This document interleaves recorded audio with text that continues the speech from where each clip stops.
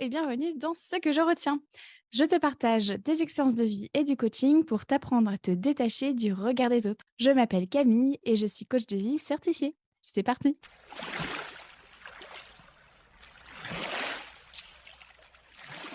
Aujourd'hui, dans ce 37e épisode, je te partage ce que je retiens de ces fois où j'ai eu peur qu'on me fasse des reproches alors que j'avais envie de prendre du temps pour moi.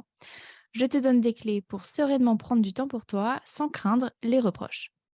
Alors, je te donne le contexte. Un soir de semaine, il est à peu près 20 heures.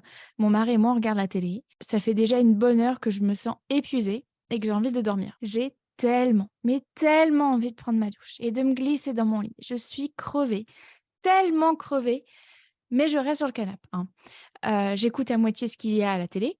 Vers 19h30, je n'arrête pas de me dire: «J'ai vraiment envie d'aller dormir», mais je n'y vais pas. Pourquoi? Eh bien, parce que je n'ai pas envie que mon mari me fasse une réflexion. Je n'ai pas envie d'entendre: «Ah, déjà?» Alors je reste avec lui et je lutte pour garder mes yeux ouverts. Mais en même temps, je commence à être un peu de mauvais poil. 20 heures, je ne tiens plus, je me lève et lui lance: «Je veux me coucher». J'avoue, je suis un peu sur la défensive. Il me dit: «Ah bon déjà? Mais il n'est que 20 heures». Là, je lui réponds: «Oui, bah, ça va, j'ai le droit d'être fatiguée» et je me casse. Je vais à la douche, je suis vénère et puis je vais me coucher énervée. Pour moi, à ce moment-là, je me suis tellement sentie jugée et pas soutenue. Genre le mec là, il me flique et je peux pas faire ce que je veux. Le lendemain soir, je me force à rester éveillée, de peur de me remanger sa remarque à la con. Le seul hic, c'est que je suis, en colère parce que j'ai l'impression que je n'ai pas le choix. C'est, ou je reste et je passe une sale soirée, ou je pars et je passe une sale soirée. Bref, c'est nul. Surtout que la fatigue chronique fait partie de mes symptômes d'endométriose et d'anénomiose. Et c'est comme ça que pendant des années, je me suis couchée tard pour éviter de recevoir des reproches. Un autre exemple, il m'est arrivé de rester 30 minutes dans ma voiture après une journée de boulot en maternelle avant de rentrer chez moi. Pourquoi? Bah parce que j'avais pas envie de devoir me justifier, que j'avais besoin de prendre du temps pour moi pour décompresser. Il y avait clairement de la culpabilité qui était là. Et puis, dernier exemple, durant des moments en famille, ça m'est arrivé de mentir à mes proches, afin de m'isoler. J'avais trouvé des prétextes plausibles pour ne pas avoir à leur dire que j'avais besoin d'être seule. Ouais, j'avais pas envie qu'on me reproche d'être égoïste. Du coup, ce que je retiens de ces fois où j'ai eu peur qu'on me fasse des reproches alors que j'avais envie de prendre du temps pour moi, c'est que j'entretiens un biais de pessimisme. Je m'explique. Le biais de pessimisme, ou biais pessimiste, ou pessimisme comparatif, c'est une erreur de pensée qui amène à exagérer le lot de merde qui va nous arriver.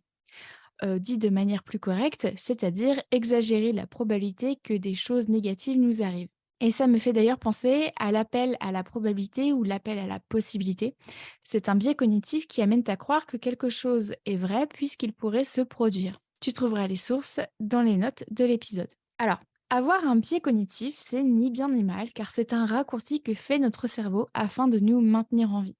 Tout le monde en a plusieurs, et c'est grâce à ces divers biais cognitifs que l'espèce humaine a pu évoluer et perdurer. Donc t'inquiète, c'est normal. Et si je reprends mes exemples cités plus tôt, rien ne garantit que on va me faire des reproches. Mais moi, avec mon biais de pessimisme, j'exagère ce qui pourrait se passer. En gros, je vois le pire scénario direct. Ensuite, lorsque j'imagine les reproches qu'on va me faire si je prends du temps pour moi, c'est parce que j'ai un mode de pensée binaire, c'est-à-dire ou je suis égoïste ou je suis altruiste. Voilà, c'est vraiment des pensées noires et blancs. Et du coup, il n'existe absolument aucun autre scénario possible dans ma tête. Or, c'est faux. Entre 0 et 1, il y a 0,1, 0,2, 0,3, etc. Et même entre 0,1 et 0,2, il existe 0,11, 0,12, etc. Selon moi, et ce que je vais dire n'est absolument pas prouvé scientifiquement, mais l'explication de ce système de pensée binaire vient du fait que dans notre société, on associe prendre du temps pour soi comme de l'égoïsme. C'est-à-dire, si je pense à moi, c'est que je ne pense pas aux autres. Or, c'est faux, une fois encore. Je te rappelle la définition de l'égoïsme, selon le Larousse. C'est un attachement excessif porté à soi-même et à ses intérêts au mépris des intérêts des autres. Waouh! Au mépris des intérêts des autres. On voit bien là que la société n'a pas la bonne définition de l'égoïsme.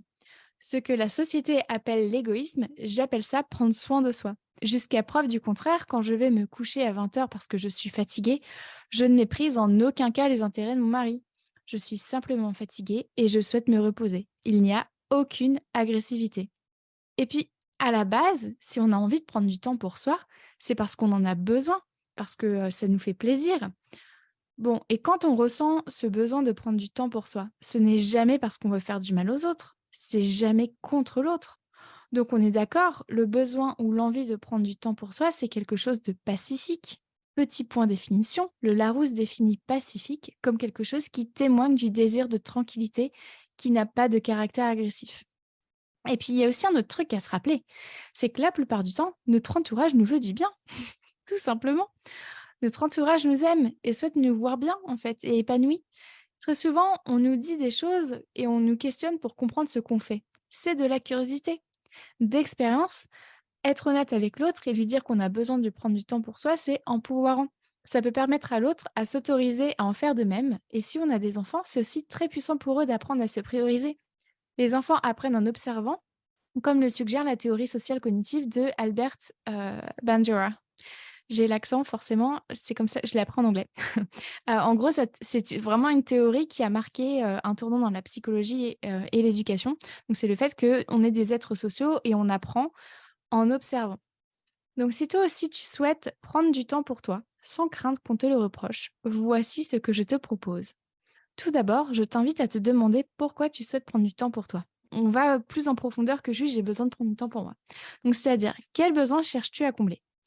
Est-ce le besoin de repos, de calme, de créativité, de soins, d'indépendance? Je te renvoie à l'épisode 13 qui parle justement des besoins. Ensuite, je t'invite à déterminer plusieurs manières de combler ce besoin. Par exemple, si tu as besoin de calme, tu peux le combler de la sorte, en méditant, en marchant, en regardant un film, une série ou une vidéo, en jouant sur ton téléphone, en jouant un instrument de musique, en lisant, en cuisinant, en prenant une douche, en donnant ou en recevant un câlin, etc. Bref, ce que je veux te montrer, c'est qu'il existe énormément de manières de combler le besoin de calme. Et c'est la même chose pour tous les besoins. Et puis, remarque aussi les croyances limitantes que tu peux avoir par rapport au fait de prendre du temps pour toi. Par exemple, j'ai noté deux croyances. La première, oui, mais je n'ai pas beaucoup de temps pour moi. Alors sache que si tu as cette croyance, rappelle-toi que un vaut mieux que zéro. Ce qui compte, c'est la qualité et non la quantité. Prends-toi 2 minutes, par exemple, avant de récupérer tes enfants pour en faire un moment de qualité. On est rarement à 2 minutes près. Et puis si ça se trouve, tes enfants seront contents de passer plus de temps avec leurs amis. Tu comprends l'idée? C'est toi qui te fixes la durée que tu veux. Je t'invite d'ailleurs à écouter l'épisode 31 sur le temps de qualité. La deuxième croyance que je t'invite à observer, si jamais tu l'as, c'est la croyance «on va me déranger comme d'habitude». Alors si tu as cette croyance, remarque ton biais de pessimisme et ensuite tu as le droit de communiquer clairement tes limites et ça peut se faire de manière bienveillante. Par exemple, je prends 10 minutes pour moi, j'ai besoin de calme, je ne serai pas joignable ou bien peux-tu t'arranger pour que je ne sois pas dérangée s'il te plaît? Et je t'invite à écouter l'épisode 15 sur les limites. Ensuite, on n'est absolument jamais obligé de se justifier. Et si on le fait, on peut le faire de manière ouverte, affectueuse et tendre. Par exemple, j'ai besoin de prendre 5 minutes pour moi toute seule car ça me permettra d'être plus en forme pour passer du temps tous ensemble. J'en profiterai bien plus et vous aussi car je serai de meilleure humeur. Et puis un autre point important aussi à noter, c'est d'apprendre à déléguer. Souvent, notre manuel de bonne conduite nous pousse à tout faire toute seule, ce qui va flatter notre ego, certes, mais ce qui va aussi nous tirer vers le bas, car si on ne se tient pas à notre manuel, alors on craint les reproches de soi comme des autres. Pour éviter ça, je t'invite à prendre conscience de tes manuels de bonne conduite que tu as pour toi, de ceux que tu as pour les autres. Je t'invite aussi à te demander si c'est ton ego qui te parle. Ça devrait vraiment t'aider à déléguer.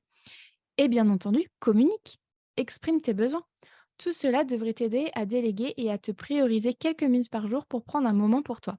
Et là, je te renvoie à l'épisode 16 du podcast sur les relations et nos manuels de bonne conduite. Je t'invite aussi à te rassurer sur le fait que tout ce qu'on te dit n'a absolument rien à voir avec toi. C'est toujours par rapport au vécu de la personne, par rapport à ses valeurs et à ses manuels de bonne conduite.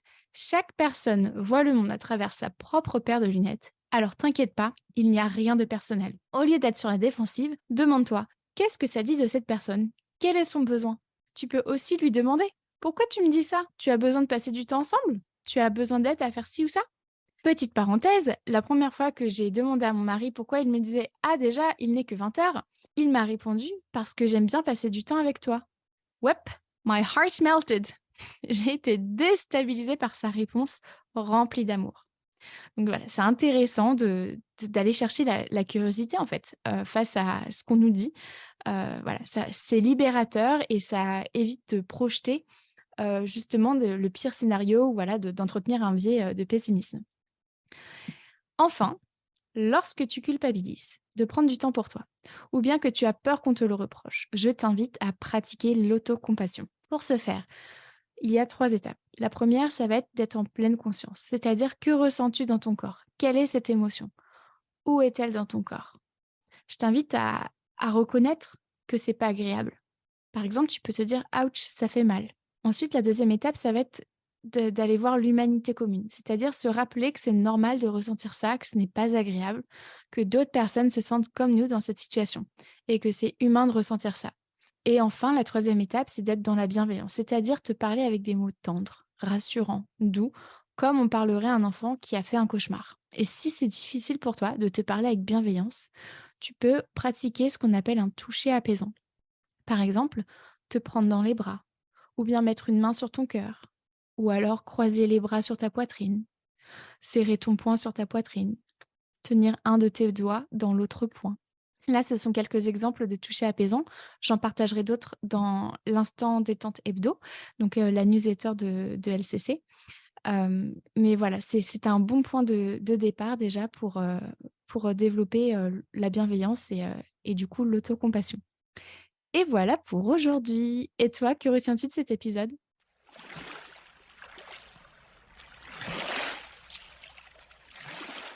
Merci à toi d'avoir écouté cet épisode jusqu'au bout.